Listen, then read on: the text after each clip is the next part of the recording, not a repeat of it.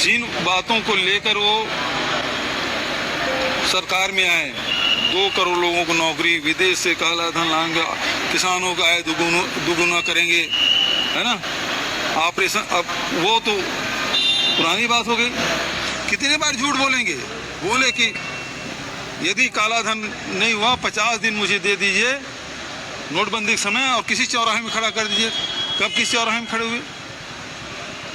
Corona भगाने के लिए ताली बजवा रहे हैं, थाली बजवा रहे हैं, मोमबत्ती जलवा रहे हैं। अभी ऑपरेशन सिंदूर, बोले ऑपरेशन सिंदूर बंद नहीं हुआ, दिल्ली में बम ब्लास्ट हो गया। आपका यदि ऑपरेशन सिंदूर बंद नहीं हुआ है तो कार्रवाई क्या की है? देश के मुख्यालय में घुस गए आतंकवादी और बम फोड़ रहे हैं, और किसी प्रधानमंत्री की इस प्रकार से अपमान नहीं हुआ है जिस प्रकार से ट्रंप अपमान कर रहे हैं। 56 इंच की बात कर रहे हैं, 56 से ज़्यादा बार हो गया उसको गरियाते। अब तो एक्सटिंक्ट फाइल भी आ गया है, किसी मंत्री का नाम आ रहा है। सर, लेकिन इसी पे रामविचार निषाद जी कह रहे हैं कि ईश्वरी शक्ति प्राप्त है मोदी जी को, इसलिए कोई भी कांग्रेसी मोदी जैसा नहीं बन पाएगा। संभव है? नहीं, बनना भी नहीं चाहेगा कोई कांग्रेसी। जो सच्चा कांग्रेसी है ना, वो मोदी तो बनना ही नहीं चाहेगा। और देश को रसातल में डाल दिया, देश की इज्जत दुनिया में गिर गया। ये निर्वाचन आयोग की कितनी बड़ी इज्जत होती थी दुनिया में, आज वो खत्म हो गया है। तो कौन मोदी बनना चाहेगा भाई? बिल्कुल नहीं बनना चाहेगा।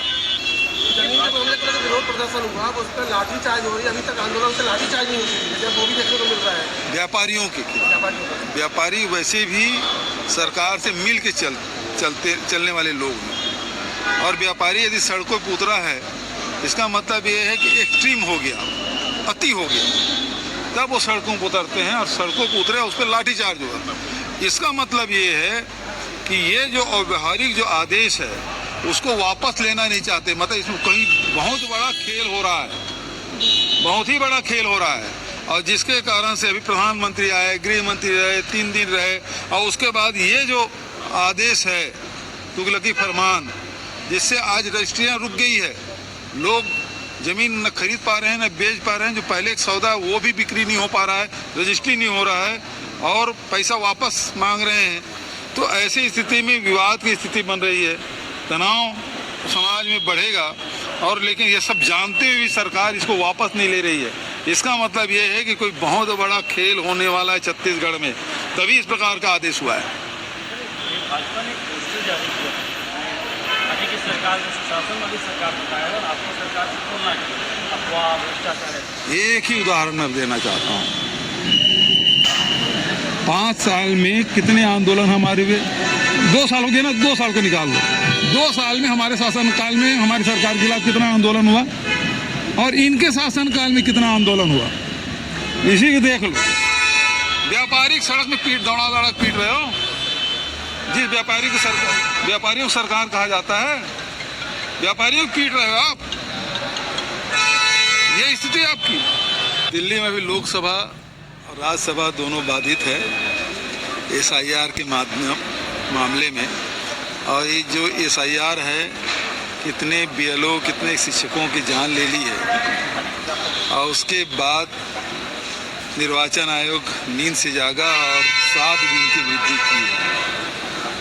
सवाल यही है कि अभी छत्तीसगढ़ में चुनाव 3 साल बाकी है, और मध्य प्रदेश में 3 साल बाकी है, राजस्थान में 3 साल बाकी है, उत्तर प्रदेश में 1.5 साल बाकी है। तो एक ही महीने का समय क्यों? आखिर इतने दबाव में इतने तनाव देने का औचित्य क्या है? ये इसका कोई जवाब इनके पास नहीं है। और ये केचुआ है, वो जानलेवा हो गया है। अभी तक के सांप बिच्छू काटते थे, लोग मरते थे, लेकिन अब केचुआ भी जानलेवा हो गया है। ये बेहद दुर्भाग्यजनक है, और इसका कोई तर्कपूर्ण ढंग से कोई इसका जवाब इनके पास नहीं है।